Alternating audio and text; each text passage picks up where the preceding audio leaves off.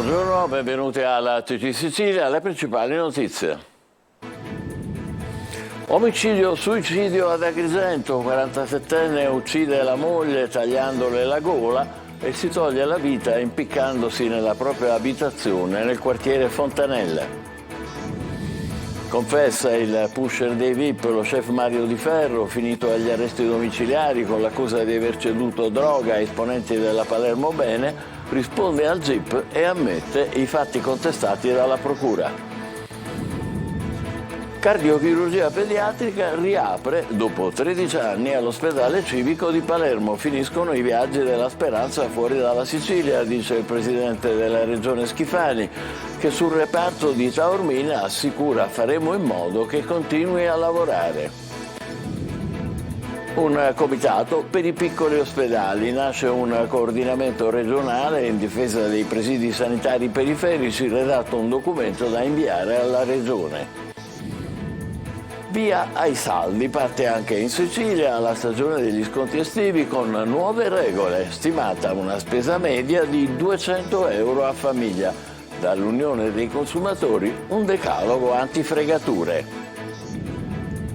Il re del Latin Pop a Catania, oltre 4.000 spettatori alla Villa Bellini per Maluma, cantante colombiano da 62 milioni di follower su Instagram.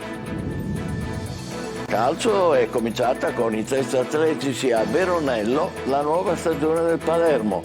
L'allenatore Corini non nasconde le ambizioni del club rosanero, in arrivo altri 3 acquisti.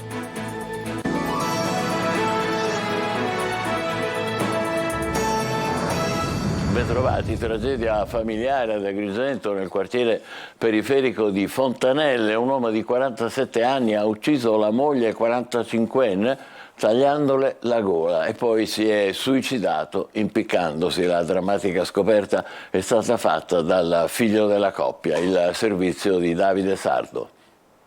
Omicidio-suicidio ad Agrigento nella frazione di Fontanelle in via Alessio Di Giovanni 36, dove Daniele Gallo Cassarino, 47 anni, di Agrigento, avrebbe ucciso a coltellate la moglie Ilenia Bonanno, 45 anni, e poi si è impiccato in casa.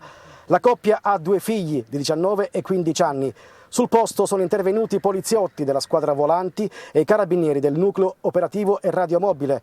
Secondo quanto emerso sommariamente dalle prime indagini, Daniele Gallo Cassarino nel corso degli ultimi mesi avrebbe sofferto di un grave stato depressivo, tanto da licenziarsi dal lavoro da una impresa che si occupa dello smaltimento di rifiuti.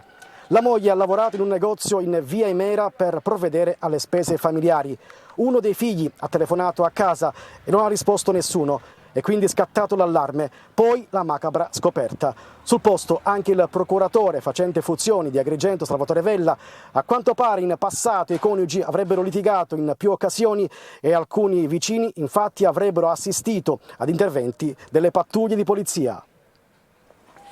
2 incidenti stradali mortali nella notte a Palermo. Un giovane è rimasto carbonizzato nell'incendio della sua auto dopo essere finito fuori strada nel parco della Favorita.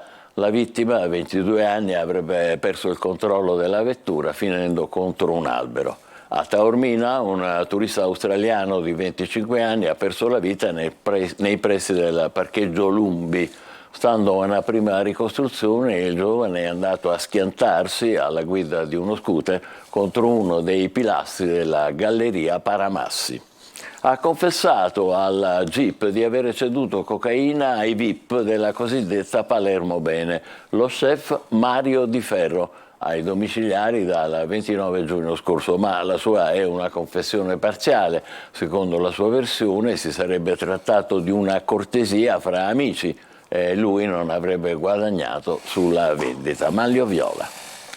Ha ammesso, ma solo parzialmente, i fatti che la procura gli contesta. Mario Di Ferro, il gestore del ristorante palermitano di Villa Zito, accusato di aver ceduto cocaina a diversi clienti della cosiddetta Palermo Bene, tra i quali l'ex presidente dell'Ars Gianfranco Miccichè.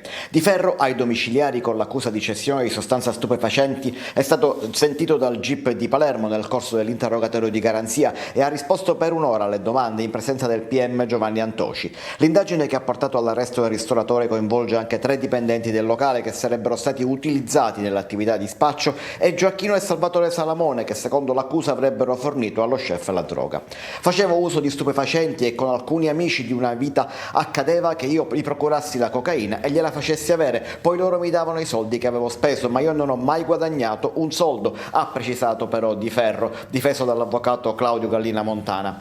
L'indagato ha quindi confessato di aver consegnato la cocaina sia a Miccichè che a Giancarlo Migliorisi, ex componente dello staff dell'attuale presidente dell'Ars, mentre ha negato di aver mai dato eroina a Lello Analfino. Stavamo scherzando al telefono, ha spiegato, confermando la versione sempre fornita dall'artista. Il ristoratore ha sostenuto di aver avviato già un percorso di disintossicazione. Di Ferro era stato arrestato il 29 giugno insieme ad altre 5 persone. In precedenza aveva pendente già una prima imputazione per una singola cessione risalente ad aprile. Intanto, quasi contemporaneamente alla notizia della confessione di Di Ferro, sopraggiunge una nota dell'ex presidente dell'Ars Gianfranco Miccichè, che chiarisce di essere stato ascoltato ieri come persona informata dei fatti, non essendo indagato, e di essere uscito da una porta di servizio del tribunale su indicazione della procura, non per fuggire alla stampa. Si continua a sparare a Catania. Ieri sera un pregiudicato di 46 anni si è presentato al pronto soccorso dell'ospedale Garibaldi Vecchio con alcune ferite d'arma da fuoco a una gamba. L'uomo sarebbe stato raggiunto da 2 colpi di pistola mentre si trovava al villaggio Sant'Agata. Operazione della Guardia di Finanza in Calabria, in uno dei complessi alberghieri della Costa degli Dei, sequestrati stamattina nel Vibonese. Si sarebbero svolti decine di anni fa incontri fra esponenti di Cosa Nostra siciliana e dell''Ndrangheta, finalizzati all'attuazione della cosiddetta strategia stratista.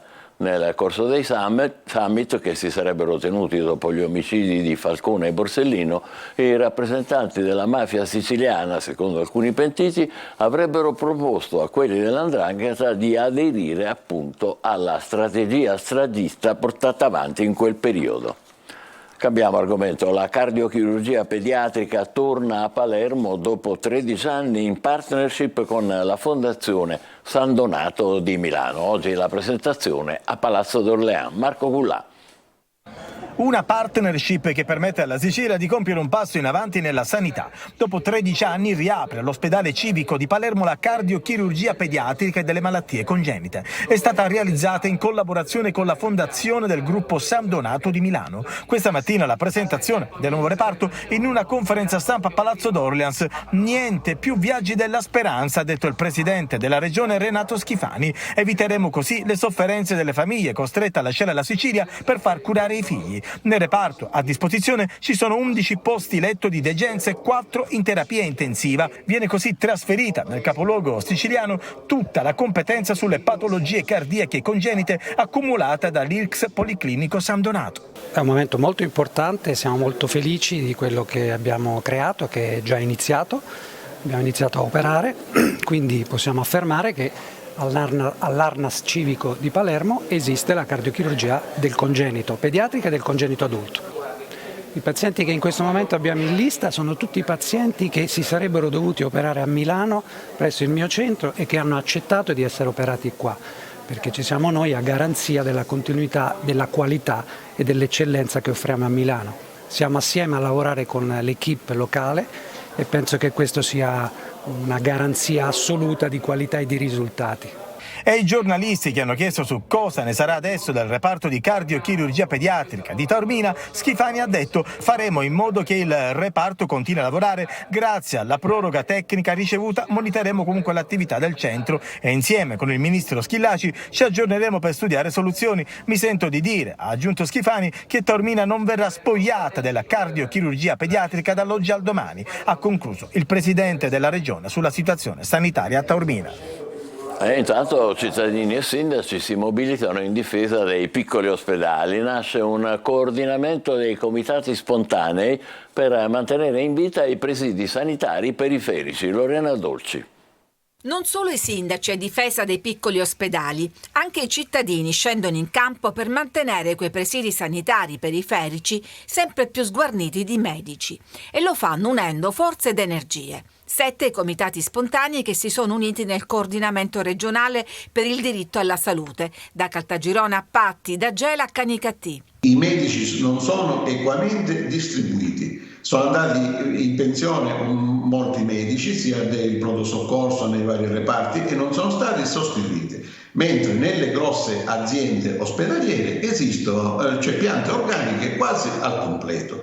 E ci sentiamo anche penalizzati per quanto riguarda l'assistenza territoriale, che non è né omogenea né capillare. Abbiamo diminuito la mortalità, e questo non lo dico io ma lo dicono le carte, anche rispetto al fatto degli infarti, grazie all'emodinamica, alla cardiologia. In funzione di ciò non vogliamo perdere un servizio, ecco. È un ospedale di base, ma con tutti i servizi che abbiamo potrebbe essere sicuramente un ospedale di primo livello. A Gela ci sono 75.000 abitanti nella sola città di Gela, ma col comprensorio a solo 35 km di raggio arriviamo a 400.000 abitanti. E l'ospedale di Gela in questo momento dovrebbe avere 240 posti letto, in realtà ne ha 120, e i medici e infermieri, il personale tutto, è meno del 50% di quello previsto nella pianta organica del 2019. Il coordinamento ha redatto un documento con cui chiede alla classe politica la nomina in tempi rapidi di nuovi direttori generali delle ASP, la garanzia dei LEA ai livelli minimi di assistenza, l'aumento del monte ore per gli specialisti ambulatoriali, la stabilizzazione dei precari e l'istituzione dei dipartimenti interaziendali per garantire la copertura dei posti nei presidi sguarniti. Su quest'ultima battaglia anche il DDL discusso in commissione all'Arse, primo firmatario il deputato regionale e sindaco di Militello Giovanni Burtone, che propone anche una soluzione di lungo termine per la carenza di organico dei medici. Abolire il numero chiuso nella facoltà di medicina, perché mancano i medici. Il percorso è un percorso lungo, 6 anni per acquisire la laurea e 5 anni di scuola di specializzazione. Sul piede di guerra anche i sindaci di 8 comuni di montagna che gravitano attorno a Bronte. I sindaci di Cesaroma, Letto, Magnace, Randazzo e Santa Domenica Vittoria protestano contro la sospensione del punto nascita dell'ospedale di Bronte e chiedono anzi il rafforzamento della struttura. Anche in Sicilia, come nel resto d'Italia, sono partiti i saldi con nuove regole su sconti e promozioni. Confcommercio stima che quest'anno ogni famiglia spenderà in media poco più di 200 euro. Adelaide Barbagallo. Ed eccoli i saldi estivi, sono arrivati come sempre ad inizio luglio, ma quest'anno con 2 novità. Per la prima volta sono partiti lo stesso giorno in tutte le regioni, in modo da evitare un'inutile concorrenza tra territori, e saranno inoltre applicate le nuove regole del codice del consumo. Saldi importanti per i consumatori, che nelle strade dello shopping, qui siamo a Catania, cercano di cogliere l'occasione giusta per acquistare ciò che serve. La parola d'ordine è risparmiare. Risparmiare, sì, risparmiare, perché già lo stipendio è quello che è, le tasse sono quelle che sono, perciò o si risparmia o non si arriva. Se ci fosse ulteriore sconto sarebbe meglio però, perché comunque è tutto un po' rincarato. Delle borse, degli orecchini, insomma, delle cosine. Un giubbotto smanicato. Se c'è qualche cosa che mi interessa la comprerò. Allora comincio a guardare tutti i negozi, anche qualcosa per il piccolo, tutto. Acquistiamo tanto, shopping terapeutico per tutti. Poco tentati dagli sconti i turisti. Pensate di acquistare, di fare qualcosa? A dire la verità no, non ho avuto questa obiettiva oggi. Il mio obiettivo è andare a mangiare un arancino. Confesercenti, così come Confcommercio e Assoutenti, stima che quest'anno per l'acquisto di capi scontati ogni famiglia spenderà in media poco più di 200 euro. Grandi le aspettative dei negozianti. I saldi arrivano dopo una stagione abbastanza deludente, con una perdita rispetto a quello che si è fatto l'anno scorso di circa il 30%. Un dato questo che sicuramente esce fuori da 2 aspetti fondamentali: da un lato quello che è il caro vita, che ha spinto le famiglie a rivedere i budget destinati proprio all'acquisto di capi di abbigliamento piuttosto che di accessori, ma dall'altro lato sicuramente abbiamo un altro dato fondamentale, ovvero quello legato al clima, con una primavera che è stata caratterizzata con delle temperature medie molto al di sotto rispetto a quello che siamo abituati a vivere. Quanto incide anche la concorrenza di chi vende online? Assolutamente tanto. Quello dell'abbigliamento è uno dei comparti che ha subito e continua a subire una spallata molto importante. Noi su questo sicuramente chiederemo nei prossimi mesi un tavolo all'assessore regionale alle attività produttive, proprio per cercare di capire se riusciamo a trovare una soluzione che non è semplice, ma sicuramente ci dobbiamo quantomeno tentare. Dal 1 luglio è entrato in vigore il nuovo codice del consumo che modifica le norme su sconti, promozioni, liquidazioni e saldi. Le regole prevedono una maggiore trasparenza sui prezzi e sui prodotti da vendere.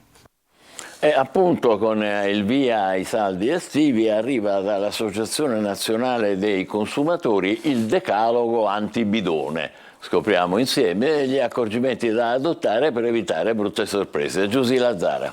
Al via i saldi estivi in Sicilia, quest'anno gli sconti sono in risalita rispetto a quelli di gennaio, ma inferiori se riferiti alla scorsa estate. E quanto emerge dallo studio dell'Unione Nazionale Consumatori, che ha analizzato i ribassi praticati dai commercianti negli ultimi anni secondo le rilevazioni Istat.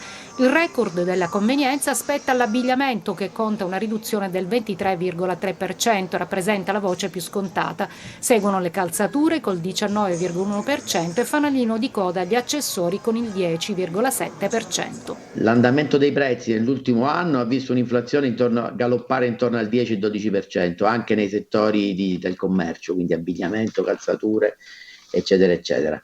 Quest'anno la percentuale di sconto media è intorno al 19,5%, probabilmente hanno influito l'andamento dell'inflazione, i maggiori costi di energia durante l'inverno, e quindi i commercianti devono cercare un attimo di recuperare le perdite. La vera novità degli ultimi anni però sono le vendite online, che di offerte imperdibili ne propongono tutto l'anno. Avendo dei costi bassi di magazzino e la possibilità di avere un pubblico vastissimo di vendita, permette di avere degli sconti più alti.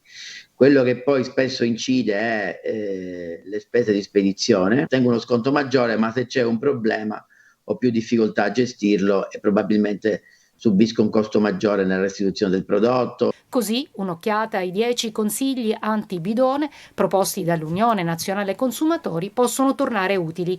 Prodotti difettosi. Conservate sempre lo scontrino, non è vero che i capi in saldo non si possono cambiare. Valgono le regole di sempre, il negoziante è obbligato a sostituire l'articolo difettoso e non è più necessario denunciare il difetto al venditore entro 2 mesi dalla sua scoperta. Nuove regole sugli sconti, ma diffidate sempre di quelli esagerati. La novità è che il venditore è tenuto a indicare anche il prezzo precedente, ossia quello più basso applicato nei 30 giorni precedenti i saldi. No ai fondi di magazzino, le vendite devono essere realmente di fine stagione. Pagare un prezzo alto non implica che sia un prodotto di qualità. Negozi e vetrine, controllate il prezzo e non acquistate nei negozi che non espongono il cartellino. Ma il consiglio è di diffidare di quei negozianti che non vi vogliono far provare i cavi di abbigliamento o che per farveli provare vi chiedono un anticipo. Datevi un budget, stabilite una cifra massima da spendere e obbligatevi a rispettarla. Siamo agli spettacoli, oltre 4.000 fan hanno accolto la star colombiana Maluma a Catania, 3 ore di concerto tra canti, balli e luci per il re del Latin Pop, protagonista del nuovo appuntamento alla Villa Bellini con il Summer Fest. Roberta Lunghi. Sé que te va bien, pero no te quiere como yo. Wow, un applauso para ustedes, mismo, ¿ven?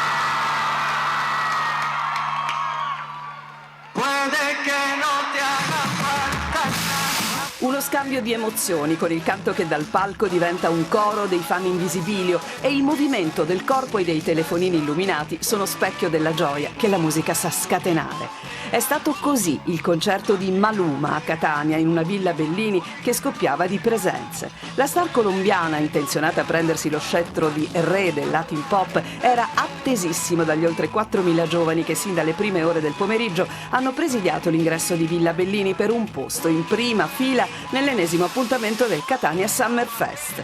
E lui non ha deluso le aspettative. L'autore di The Love and the Sex Tape, candidato anche come Best Urban Album agli scorsi Grammy Awards, 25 milioni di follower su Facebook e 62 milioni su Instagram, e con una hit come Away che già nel 2020 aveva fatto comprendere le sue potenzialità superando con il video su YouTube 1 miliardo di visualizzazioni, è stato generoso sul palco per un concerto che ha regalato 3 ore di musica.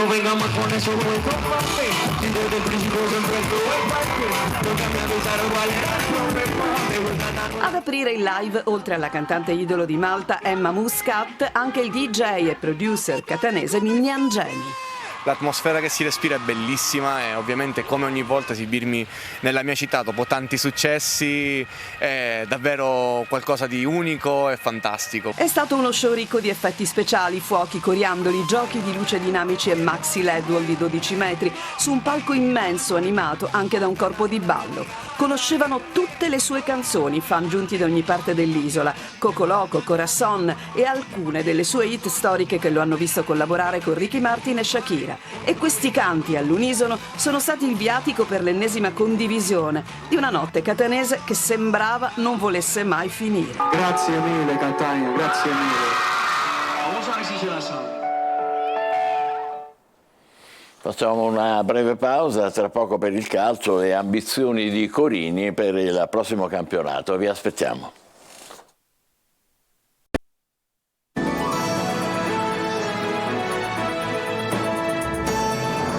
Eccoci nuovi insieme con il calcio. È cominciata a Veronello con i primi test atletici la nuova stagione del Palermo. Mentre il mercato resta in fermento con 3 acquisti da ufficializzare nei prossimi giorni, l'allenatore rosanero Corini lancia la sfida di vertice. Marco Gullà.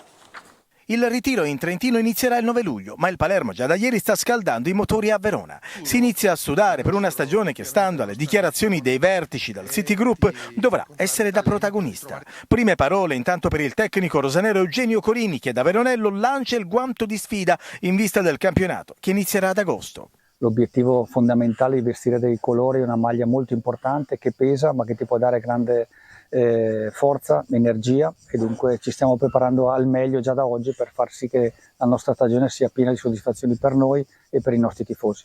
Il direttore Gardini nell'intervista e nel bilancio di fine anno ha parlato chiaro di quella che è stata la stagione scorsa, di quelli che saranno gli obiettivi per questa che andremo ad affrontare, con una linea molto chiara che rispecchi le ambizioni della città, della nostra tifoseria, e dunque sappiamo bene dove vogliamo arrivare, attraverso il lavoro daremo il meglio per far sì che questo possa accadere. Mercato rosanero scatenati, ufficiale anche Vasic da ieri.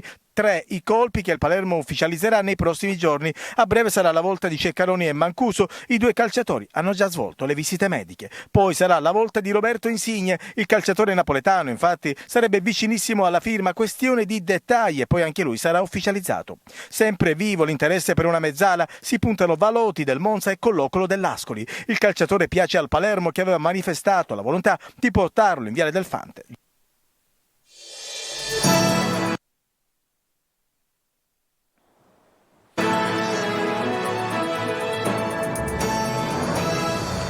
Mentre a Roma si litiga sul salario minimo di 9 euro l'ora, a Catania molto più concretamente c'è chi propone da subito una paga di 1.000 euro per i nuovi assunti, e la proposta non arriva da settori minoritari del sindacato, ma dal presidente della Confindustria cittadina in persona, Angelo Di Martino. Il suo ragionamento è semplice e serio, l'ha espresso stamane a Buongiorno Sicilia.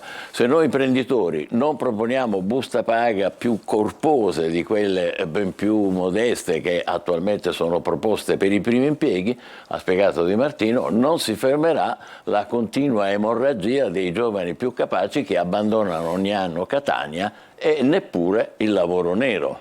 Convinzioni decise che il presidente di Confindustria ha annunciato esporrà il 12 nel vertice previsto con il presidente Schifani e il sindaco Trantino.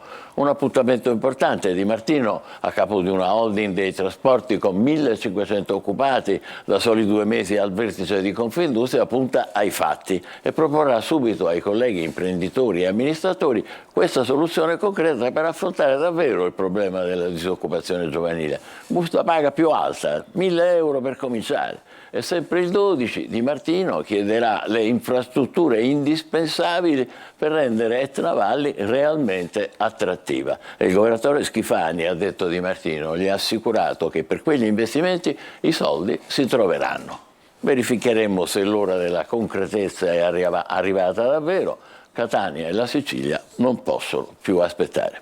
Ci fermiamo qui, TG Sicilia torna alle 20, grazie e buon pomeriggio.